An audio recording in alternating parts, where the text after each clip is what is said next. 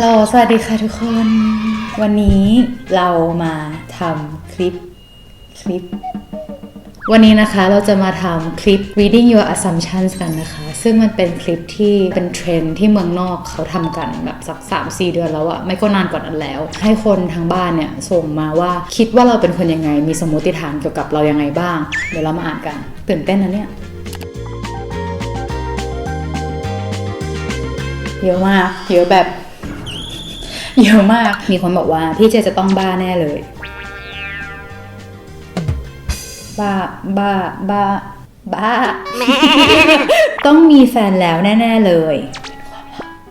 ตอนเด็กๆต้องตีกับพี่แจนบ่อยแน่ๆเลยค่ะไม่ว่าจะเด็กหรือจะโตก็ตีกันบ่อยนะคะทุกคนแล้วมันเป็นเรื่องปกติของคนที่เป็นพี่น้องกันนะคะยังไงก็ต้องตีกันอยู่แล้วพี่เจต้องยังมีใจให้พี่ยองมินแน่ๆเลยเนี่ยเป็นเรื่องที่ทุกคนสงสัยกันมากเลยกับคุณอิมยองมินและความสัมพันธ์ของเราสงสัยจุดเราเป็นแฟนกับเขาจริงๆว่าลืมเขาไปหรือยังลืมเขาไปแล้วอะไรอย่างนี้ไม่ได้ลืมนะทุกคนเราก็ยังแบบติดตามผลงานเขาอยู่ตลอดเวลานะคะโอ้โหมีคนอันนี้มาเยอะมากเลยพี่เจต้องรวยแน่ๆเลยคือเนี่ยสันนิษฐานว่าเรารวยเพราะว่าเราไปคอนบ่อยใช่ไหมไม่รวยนะคะทุกคนยังต้องการรายได้อยู่เรื่อยๆมีงานก็จะให้เข้ามาตรงนี้นะคะยกมือไหว้แล้วเนี่ยพี่เจต้องชอบแมวแน่ๆเลยคือที่จริงเราปกติกลัวแมวอ่ะแบบเป็นถ้าเป็นแบบ dog person กับ cat person เราจะเป็น dog person แต่ว่าช่วงหลังๆอ่ะมันจะมีพวกแอคถ่ายรูปแมวอ่ะเยอะใช่ไหมแล้วก็รู้สึกว่ามันน่ารักนะแต่ว่าถ้าเจอตัวเป็นๆก็ไม่รู้ว่าจะกล้าเล่นด้วยหรือเปล่ากลัวมันควรพี่เจต้องเคยตดในลิฟต์อันนี้คือส่งมาเพราะว่าเคยอยู่ในลิฟต์นั้นหรือว่าแค่เดาเฉยๆเอาจริงๆก็เคยนะแต่ว่าอยู่คนเดียวก็ไม่เป็นไรป่ะเฮ้ยมีคนบอกว่าเราแอบมีแฟนเยอะมากเลยอะพี่เจต้องเคยพยายามเอาลิ้นแตะข้อศอกแน่ๆเลยปรากฏว่าแตะถึงไม่ได้อะไม่ได้พี่คนบอกว่าพี่เจต้องเคยลืมว่าตัวเองชอบศิลปินคนไหนบ้างน้องพี่ก็ไม่ได้มีเมนเยอะขนาดนั้นไม่ลืมนี่อันนี้พี่เจต้องแต้มบุญสูงมากแน่ๆเลยอันนี้ไม่จริงอย่างรุนแรงโดยเฉพาะกับวงที่เราชอบหรือว่าคนที่เราชอบเราแต้มบุญเป็นสูงทุกวงอ่ะคนไหนที่ชอบมากๆจริงๆจะแบบนกรัวพี่เจต้องเคยแต่งฟิกแน่ๆเลยใช่ไหมคะคุณพี่ไม่เคย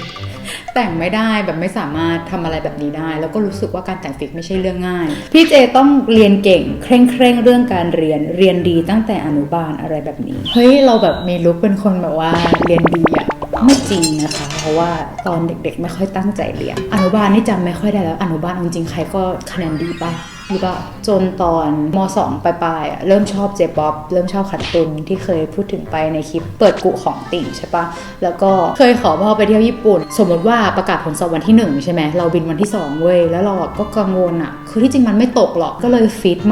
แบบว่าอ่านแล้วอ่านอีกจากที่เป็นคนขี้เกียจมากอะเราเคยขี้เกียจถึงขั้นที่เราไม่รู้วันสอบตัวเองก็เคยเป็นมาแล้วรอบนั้นก็เลยคะแนนพุ่งเยอะมากๆเหมือนมันก็เลยเป็นครั้งแรกที่ทำให้รู้ว่าถ้าเราพยายามเราก็ทำได้นี่คุณพระพี่เจต้องไม่อาบน้ำแน่ๆเลยค่ะมีคนบอกว่าเรารวยอะน้องถ้าพี่รวยพี่ก็ไม่ทำงานแล้วพูดจริงๆถ้าพี่รวยขนาดนั้นนะพี่ก็จะนอนอยู่บ้านเฉยๆความฝันที่แท้จริงของพี่ก็คืออยู่บ้านแล้วก็นอนแล้วก็รูดบัตรเสริมอันนี้อันนี้ตรงว่ะอันนี้เหมือนเล่นเกมหมอดูเลยพี่เจต้องเป็นคนไม่มั่นใจในตัวเองเลยชอบให้คนอื่นช่วยตัดสินใจแต่จริงๆแล้วก็มีคำตอบในใจอยู่แล้ว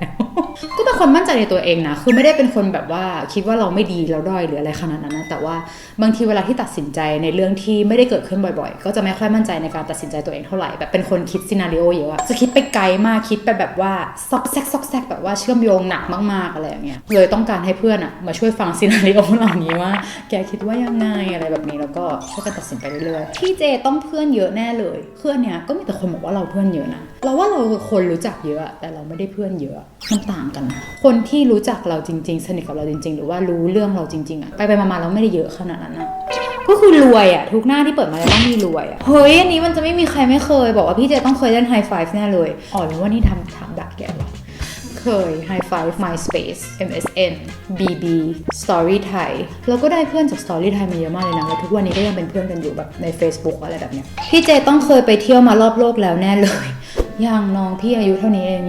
ยังไม่ได้เที่ยวมารอบโลกแล้วก็ส่วนมากประเทศที่ไปก็จะไปซ้ำอะอย่างเกาหลีญี่ปุ่นแต่ว่าก็มีประเทศที่อยากไปอีกมากมายวันนั้นก็เพิ่งตอบอาร์สไปอยากไปสเปนไปแอฟริกาก็อยากไปมากเนปาลก็อยากไปอินเดียก็อยากไปมากแม่ก็ไม่ให้ไปแน่เลยเฮ้ยทำไมอันนี้มีเข้ามาพร้อมกันเลยวะบอกว่าพี่เจต้องเป็นสายเปย์แน่ๆเลยถูกค่ะ คือเมื่อก่อนอ่ะก็จะเป็นสายเปย์นะแบบถ้าเป็นดาราที่ชอบอะไรเงี้ยอุ้ยถ้าแม่ดูอยู่ทำไมมึง ก็ซื้อแบบนิดๆหน่อยๆให้อะไรเงี้ยก็มีซื้อบ้างแบบบางทีแบบการเปย์มันก็เหมือนการเป็นติ่งอ่ะมันออกจากวงการค่อนข้างยากเราอาจจะรู้สึกว่าเราออกไปแล้วแต่วันนึงมันอาจจะกลับเข้ามาได้ก็สาธุบุญว่าหวังว่าจะไม่กลับเข้ามาในวงการนั้นพี่เจชีวิตต้องมีแต่คำว่าติ่งแน่เลยไม่จริง ไม่จริงแล้วก็มีช่วงที่ไม่ติ่งเลยก็มีเหมือนกันแบบว่ายาวๆไปเลยแบบช่วงเบื่อการติ่งก็มีเหมือนกันแล้วก็มีชีวิตในการทำงานอย่างอื่นเยอะแยะมากมายมากมีชีวิตที่เคยยุ่งถึงขั้นที่ว่าแบบไม่มีเวลาเข้า Twitter ก็เคยเหมือนกันแล้วก็มีชีวิตบางช่วงที่รู้สึกว่าช่วงนี้เครียดอยากจะติ่งแต่ไม่มีวงให้ติ่งก็มีเหมือนกันชีวิตคนเรามีหลากหลายด้านค่ะพี่เจต้องเคยแอบชอบเพื่อนผู้ชายร่วมคลาสแน่ๆเลยคือเคยมีรู้สึกว่าแบบคนนี้ใช้ได้หวะอะไรเงี้ยแต่ว่าไม่ได้ชอบเขา ไม่มีแบบว่าที่นั่งอยู่ในห้องเดียวกันเนี่ยไม่มีแต่ว่าแบบรุ่นพี่ในโรงเรียนเพื่อนในรุ่นที่รู้สึกว่าน่ารักเนี้ยมันก็มีเพื่อนในรุ่นนี้ปะวะเพื่อนในรุ่นก็ได้จะไม่มีเลยส่วนมากจะเป็นรุ่นพี่ไม่ก็รุ่นน้องนี่พี่เจต้องเป็นคนค่อนข้างจริงจังไม่ได้เฮฮาตลอดเวลาแน่ๆเลยเป็นคนจริงจังไหมเป็นคนจริงจังนะเป็นคนจริงจังมากค่อนข้างมากเลยเป็นคนละเอียดมากใช่เป็นคนจริงจังเป็นคนละเอียดแล้วก็คือก็เป็นคนตลกได้แต่ว่าเหมือนงานต้องเสร็จก่อนแล้วถึงจะตลกขึ้นมาถ้าตอนเครียดอยู่ก็จะไม่ค่อยตลกคือทุกคนแบบมีแต่เกี่ยวกับมินฮยอนอะเยอะมากอะอันนี้คล้ายกันเลยบอกว่าพี่เจต้องเคยไปเกาหลีมากกว่า30ครั้งใน1ปีและพี่เจต้องรู้ทุกซอกทุกมุมในโซลแน่นอนมากกว่า30ครั้ง1ปีนี่ไปยังไงวะไปปีละไปเดือนละ12 3 36 12 2 24ไปเกือบทุกอาทิตย์อะไม่เป็นไปไม่ได้ไม่เคยไปเยอะขนาดแล้วก็รู้ทุกซอกทุกมุมของโซลคือก็ไม่ขนาดนั้นนะแต่ก็รู้เยอะกว่าเพื่อนเกาหลีบางคนอันนี้เรื่องจริงมันคงเหมือนคนไทยมั้งพอเป็นประเทศเราเองบางทีเราแบบไม่ออกไป explore ไงแต่เราในฐานะคนต่างชาติบางทีไปก็เบื่อก็ explore เพราะว่าทุกครั้งที่นัดเพื่อนเกาหลีกินข้าวคนหาร้านข้าวคนเสนอร้านข้าวก็คือดิฉันคนนำทางก็คือดิฉันยกเว้นบางทีที่ต้องเปิดแผนที่เพื่อนก็จะเปิดแต่ว่าเอาจริงๆแล้วอย่างที่เคยพูดไปว่าร้านรวงในโซลเปลี่ยนเร็วมากคือบางทีแบบว่าไปทุกอาทิตย์อย่างเงี้ยก็ร้านก็เปลี่ยนเร็วมากแค่ 2-3 เดือนอะร้านก็หายไปแล้วเพราะฉะนั้นจากที่เคยรู้อะก็อาจจะแบบไม่ได้เป๊ะแล้วก็เป็นไปได้สูงมากบอกว่าพี่เจต้องพูดคนเดียวเก่งมากๆแน่เลยเพราะต้องพูดกับกล้องบ่อยก็พูดคนเดียวบ่อยเหมือนกัน แต่เวลาอยู่ในรถบางทีก็พูดคนเดียวบ่อยเวลาอยู่บ้านบางทีก็พูดคนเดียวบ่อยเหมือนกัน แต่มันสนุกดีนะทุกคนลองพูดคนเดียวดูแบบเล่นซังฮังตุกแบบว่าเล่นโรลเพลย์บางทีก็สนุกดีบางทีรถมันติดอะเข้าใจปะแล้วก็อยู่คนเดียวถ้านั่งนิ่งๆก็น้ำลายเหม็น บอกว่าพี่เจต้องเคยมีวีรกรรมแปลกๆแน่เลยเอาจริงๆป่ะเวลามีคนถามเรื่องวีรกรรมแล้วว่าไม่ค่อยมีเลยอะแบบเราไม่สามารถตอบได้อย่างเช่นแบบว่าเคยปีนรั้วโรงเรียนเคยแบบว่าอะไรเงี้ยแต่ว่ามีอันนึงที่เคยแกล้งเพื่อนคือจะมีเพื่อนเราคนนึง ต้องดูแน่เลยที่บ้านอยู่แถวโรงเรียนแล้วก็จะเป็นเหมือนแหล่งซ่องสุมของเพื่อนในห้องก็จะไปบ้านเพื่อนคนนี้กันบ่อยแล้ววันนั้นอะก็มีเพื่อนเซตนึงอะอยู่ในบ้านอยู่แล้วเรากำลังเดินเข้าซอยไปแล้ววันนั้นรู้สึกว่าอยากแกล้งเพื่อนก็เลยโทรไปแบบอยู่กับเพื่อนอีกคนนึงก็เลยโทรแบบว่าแบบโดนหมากัดให้เพื่อนอีกคนเป็นคนพูดแล้วเราก็แบบอยู่ข้างหลังแบบเจ็บโอ้ยโดนหมากัดแต่ยังว่าแล้วแบบภาพที่เห็นก็คือเป็นเพื่อน3คนวิ่งออกจากประตูบ้านมาแล้ววิ่งมาเหมือนชาลีสแองเจิลอะเพื่อแบบจะมาเซฟชีวิตเราอะแต่คือเราก็คือแบบไม่มีหมาในซอยเฮ้ยอันนี้ก็มีเข้ามาเยอะเหมือนกันบอกว่าพี่เจต้องเป็นคนดุแน่ๆเลยเวลาสอนหนังสือเพราะว่าเราไม่ดุนะเรารู้สึกว่าเราดุไม่ค่อยเป็นนะอย่างถ้านักเรียนแบบว่าเล่นมือถือหรือว่าคุยกันอะไรอย่างเงี้ยจริงๆก็ไม่ค่อยดุนะนอกจากว่าจะเสียงดังมากๆจนเพื่อนคนอื่นเขาไม่ได้ยินเราอะไรแบบเนี้ยก็ไม่ดุนะหรือว่ามาสายก็ไม่ดุนะสมมติมีเทอมนึงก็อาจจะดุแค่2 รอบแบบตุ้มใหญ่ไปเลยแล้วที่เหลือก็ไม่ดูแล้วพี่เจต้องบ้าผู้ชายเกาหลีมากแน่เลยฮ่าฮ่าฮ่าฮ่ารูปแรกเลย อันนี้ไม่จริงชอบไอดอลแต่ว่าไม่ได้บ้าผู้ชายเกาหลี in general ไม่ใช่ว่าแบบอุ๊ยเพื่อนรู้จักคนเกาหลีแล้วต้องรู้จักต้องมีแฟนเป็นคนเกาหลีอะไรอย่างงี้ไม่เลยโอ้ยอันนี้มีคนบอกว่าพี่เจต้องเคยเขินจนหน้าแดงมากๆแน่ๆเลยเพื่อนเราเป็นคนที่หน้าแดงเร็วมากบางทีเพื่อนก็จะบอกหุยแบบหน้าแดงมากมีที่จริงมีตอนหนึ่งคือแบบแอบปลื้มคนหนึ่งไม่บอกว่าเป็นใครที่จริงก็คือ เคยเจอเขาระยะแบบว่าอยู่ในสนามฟุตบอลเดียวกันอย่างนี้เลยเพื่อนหันมาบอกว่าพี่หน้าแดงมากแล้วเราก็แบบจริงเหรอวะแบบทำไงดีวะหนี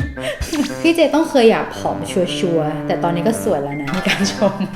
ก็เคยคิดเพราะว่าเราเป็นคนชอบซื้อเสื้อผ้าใช่ไหมมันก็เคยมีบางครั้งรู้สึกว่าถ้ามันใส่ตัวนี้ได้มันก็คงดีอะไรแบบนี้แต่ไม่เคยแบบว่าพรุ่งนี้อยากตื่นมาแล้วหุ่นแบบว่า Victoria's Secret Angel อะไรเงี้ยไม่เคย